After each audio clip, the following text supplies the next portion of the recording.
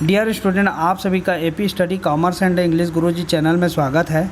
हम देखते हैं यहाँ पर देखिए ख्याति का लेखांकन। ख्याति का लेखांकन कैसे करते हैं, इससे पहले आपको इस थ्योरी सेक्शन को समझना बहुत ज़रूरी है।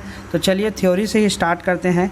जब किसी नए व्यक्ति को हम क्या करते हैं, साझेदारी में प्रवेश देते हैं, तो उस स्थिति में जो है वो नया साझेदार भी फर्म की संपत्ति में और फर्म के लाभ में हिस्सा प्राप्त करने का उसको अधिकार हो जाता है। अब जब नया साझेदार जो है फर्म की संपत्ति में और लाभ में हिस्सा प्राप्त करने का अधिकार उसको प्राप्त होता है, तो उसके बदले जो है पुराने साझेदार उससे पूंजी की राशि और ख्याति की राशि इसके क्या बोलते हैं प्रतिफल स्वरूप मांगते हैं। ठीक है, पूंजी की राशि और ख्याति की राशि लाने को बोला जाता है। तो चलिए थ्योरी को पढ़ लेते हैं, आपको समझ में आ जाएगा।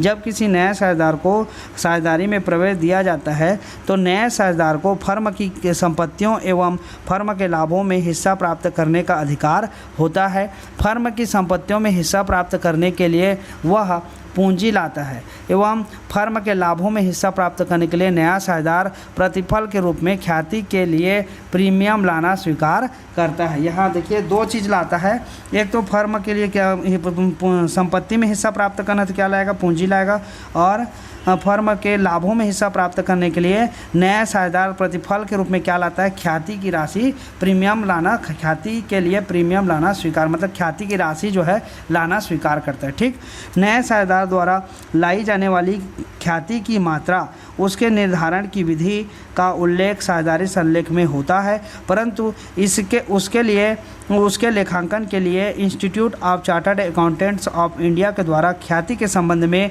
बनाए गए लेखांकन प्रमाण 26 है ना की रचना की गई है। इस लेखांकन प्रमाण का ख्याति के लिए प्रीमियम के लेखांकन के संबंध में प्रावधान निम्न है। क्या क्या प्रावधान है उसको देख लीजिए। तो पहली चीज़ आपको समझनी है कि जब भी कोई किसी को नया साझेदार बना रहे हैं, तो वो जो है संपत्ति में फर्म की जो संपत्ति है जो हम व्यवसाय करके रखें, उस संपत्ति में उसको अधिकार प्राप्त करने के लिए पूंजी लाना पड़ता है, और उसमें उस फर्म का जो लाभ हो रहा है उस लाभ में हिस्सा प्राप्त करने के लिए उसको जो है ख्याति की राशि ख्याति की प्रीमियम राशि को लाना पड़ता है। ठीक, बस इतनी दो चीज़ों को आपको याद रखना है। चलिए उसके बाद यहाँ पर लेखांकन प्रमाण 26 अकाउंटिंग स्टैंडर्ड 26 बोलते हैं इसको। लेखांकन प्रमाण 26 के अनुसार ख्याति का लेखा पुस्तकों में तब किया जाएगा जब ख्याति की राशि फर्म में नगद लाई गई हो। जब ख्याति की राशि क्या हो, फर्म में नगद लाई गई हो, अर्थात उसका भुगतान मुद्रा के रूप में किया गया हो, तब जो है ख्याति का लेखा हम करेंगे। नगद लाई गई है उस स्थिति में। उसके बदले देखिए यहाँ पर लिखा है लेखांकन प्रमाण 26 का प्रावधान यह स्पष्ट करता है कि ख्याति का लेखा पुस्तकों में नहीं किया जाएगा जब तक उसके बदले कोई प्रतिफल नहीं दिया गया हो। मतलब ख्याति की राशि नहीं लाया गया है तो लेखा पुस्तकों में एंट्री नहीं करेंगे। जैसे साझेदारी के प्रवेश, निवृत्ति, मृत्यु या लाभ हानि अनुपात में परिवर्तन की दशा में केवल क्रय की गई ख्याति का लेखा ही पुस्तकों में किया जाता है। क्रय की गई ख्याति का लेखा ही पुस्तकों में किया जाता है। इन दशाओं में जो है क्या होता है, जब क्रय की गई ख्याति का लेखा हम करते हैं। आगे और स्पष्ट हो जाएगा। फिर उसके बाद देखिए लेखांकन प्रमाण 26 के अनुसार जब कोई साझेदार फर्म में अपनी पूंजी के साथ अलग से अपने हिस्से की ख्याति के लिए प्रीमियम की राशि नगद लाता है। क्या बोल रहा है लेखांकन 26 के अनुसार जब कोई साझेदार अपनी पूंजी के साथ साथ अलग से अपने हिस्से की ख्याति के लिए प्रीमियम की राशि नगद लाता है, तो पुराने साझेदारों के पूंजी खाते में उनके त्याग के अनुपात में जमा किया जाएगा। उनका जो त्याग अनुपात है उसी के अनुपात में हम क्या कर देंगे, जमा कर देंगे। ठीक है, क्रेडिट कर देंगे। आगे देखिए लेखांकन प्रमाण 26 के अनुसार ख्याति का मूल्यांकन फर्म के पुनर्गठन, विद्यमान साझेदारों के लाभ हानि में परिवर्तन, नए साझेदार के प्रवेश, साझेदारों के अवकाश ग्रहण एवं मृत्यु व एकीकरण आदि पर किया जाए तो इसका लेखा पुस्तकों में नहीं किया जाएगा। क्या बोल रहा है, मूल्यांकन, ख्याति का मूल्यांकन फर्म के पुनर्गठन, विद्यमान साझेदारों पुनर्गठन क्या क्या आएगा, तो विद्यमान साझेदारों के लाभ हानि में परिवर्तन, नए साझेदार प्रवेश, साझेदार के अवकाश ग्रहण एवं मृत्यु में एकीकरण आदि पर किया जाए तो इसका लेखा पुस्तकों में नहीं किया जाएगा पुनर्मूल्यांकन। ठीक है, क्योंकि वह वंशानुकूल स्वाभाविक ख्याति है ख्याति है, इसके लिए फर्म द्वारा प्रतिफल के रूप में किसी भी प्रकार की मुद्रा या वस्तु का भुगतान नहीं किया जाता है। ऐसी स्थिति में ख्याति की राशि का समायोजन साझेदारों के पूंजी खाते के माध्यम से किया जाएगा। अर्थात ऐसी स्थिति में नए साझेदार के पूंजी खाते को ख्याति के भाग से डेबिट और पुराने साझेदारों के पूंजी खाते त्याग के अनुपात में क्रेडिट किए जाएंगे। ठीक, उसके बाद क्या लिखा है, लेखांकन प्रमाण 26 के अनुसार नई फर्म के स्थिति विवरण में ख्याति कभी भी प्रदर्शित नहीं हो सकता। अब चलते हैं, थोड़ा सा आप थ्योरी सेक्शन को आप पढ़ लिए हैं, अब हम चलते हैं ख्याति का लेखा करने की विधि। तो देखो, ख्याति का लेखा करने की विधि में क्या होता है, जब नया साझेदार फर्म में प्रवेश करता है तो उसके लाभों में हिस्सा देने के लिए वर्तमान साझेदारों को अपने भाग में से कुछ हिस्सा छोड़ना पड़ता है। मतलब जब कोई नया साझेदार प्रवेश करेगा तो जो साझेदार जो वर्तमान में साझेदार हैं, जो पुराने साझेदार हैं, उन लोगों को क्या करना पड़ता है, जो भी भाग है, जो भी लाभ का जो भाग है, उसमें से कुछ हिस्सा जो है नया साझेदार को देना पड़ता है। इसकी क्षतिपूर्ति के लिए नया साझेदार फर्म में पूंजी के अतिरिक्त कुछ अन्य राशि भी लेकर आता है, जिसे हम क्या बोलते हैं, ख्याति के लिए प्रीमियम कहते हैं। जिसे हम क्या कहते हैं, ख्याति के लिए प्रीमियम। इसकी क्षतिपूर्ति के लिए नया साझेदार फर्म के पूंजी के अतिरिक्त कुछ अन्य राशि भी लेकर आता है, जिसे क्या कहते हैं, हम ख्याति के लिए प्रीमियम कहते हैं। ठीक है, आप देखिए ख्याति का लेखा करने की विधि, प्रीमियम विधि और पुनर्मूल्यांकन विधि। प्रीमियम विधि, इस विधि के अंतर्गत नए साझेदार के प्रवेश के समय ख्याति का लेखा करने की विभिन्न दशाएं हैं। कौन कौन सी दशा है, तो यहाँ पर देख लीजिए, जब नया साझेदार ख्याति की राशि का व्यक्तिगत रूप से भुगतान करता है। दूसरा, जब नया साझेदार अपने हिस्से की ख्याति की राशि नकद लाता है।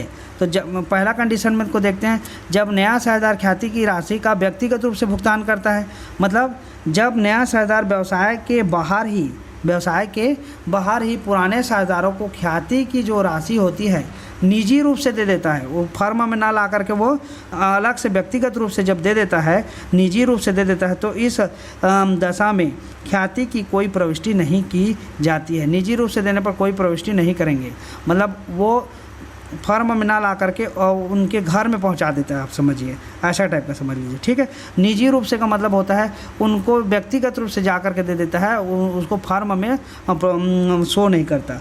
तो इस दशा में ख्याति की कोई प्रविष्टि नहीं की जाती, क्योंकि ख्याति की राशि फर्म में नहीं लाई जाती है। दूसरा जो कंडीशन में क्या बोला जाता है कि दूसरा कंडीशन बोलता है कि जब नया साझेदार अपने हिस्से की ख्याति के लिए प्रीमियम नगद लाता है। जब नया साझेदार अपने हिस्से की ख्याति के लिए क्या करता है, प्रीमियम नगद लाता है, तो इस स्थिति में नया साझेदार द्वारा ख्याति के लिए प्रीमियम की राशि नगद लाना व फर्म में रखना। नगद राशि लाता भी है और फर्म में रखता है। दूसरा है, नए साझेदार द्वारा ख्याति के लिए प्रीमियम की राशि नगद लाना व पुराने साझेदारों द्वारा ख्याति की राशि निकाल लिए जाना। ठीक, तो ये दो कंडीशन है, नगद राशि लाता है और फर्म में रखना, और दूसरा ख्याति की राशि लाएगा और उसको पुराने साझेदार लोग क्या करेंगे, निकाल लेंगे। ये दो कंडीशन है। तो जब नया साझेदार द्वारा ख्याति के लिए प्रीमियम की राशि नगद लाना व फर्म में रखना, इस दशा में नए साझेदार द्वारा लाई गई ख्याति के लिए प्रीमियम की राशि को पुराने साझेदारों में त्याग के अनुपात में बांट दिया जाता है। इसके लिए प्रविष्टि की जाती है। पहला प्रविष्टि देखो, ये जो कंडीशन है कि ख्याति के लिए प्रीमियम की राशि नगद लाएगा और फर्म में रखना है, तो उस स्थिति में क्या होगा कि ख्याति के लिए प्रीमियम की राशि नगद लाने पर बैंक अकाउंट या cash account debit to premium for goodwill account, मतलब रोकड़ खाता या बैंक खाता विकलन प्रीमियम और ख्याति खाता, प्रीमियम और ब्रैकेट में लिख देना ख्याति खाता से। ठीक है, प्रीमियम खाते से हो गया। बैंक अकाउंट या रोकड़ अकाउंट, बैंक खाता विकलन या रोकड़ खाता विकलन प्रीमियम खाता से।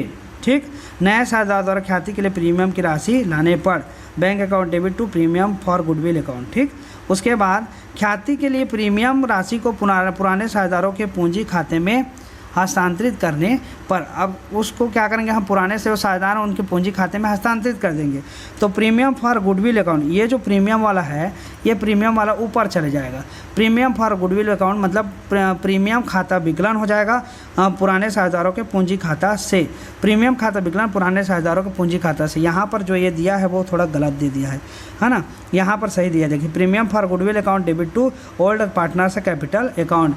ख्याति के लिए प्रीमियम राशि को पुराने साझेदारों द्वारा त्याग अनुपात में पूंजी खाते में हस्तांतरित करने पर इस प्रकार से होगा। टिप्पणी में क्या लिखा देखिए, जब प्रश्न में नया लाभ हानि अनुपात न दिया गया हो तो यही मानकर चलते हैं कि पुराने साझेदार अपने पुराने अनुपात में ही त्याग करेंगे, अतः पुराना अनुपात ही त्याग अनुपात होगा। क्लियर हो गया। अब एक उदाहरण से हम समझते हैं कि इसको कैसे बनाना है। तो उदाहरण क्रमांक 13 को देख लीजिए। अ और ब 3:2 के अनुपात में क्या है, साझेदार हैं। अ और ब 3:2 के अनुपात में साझेदार हैं।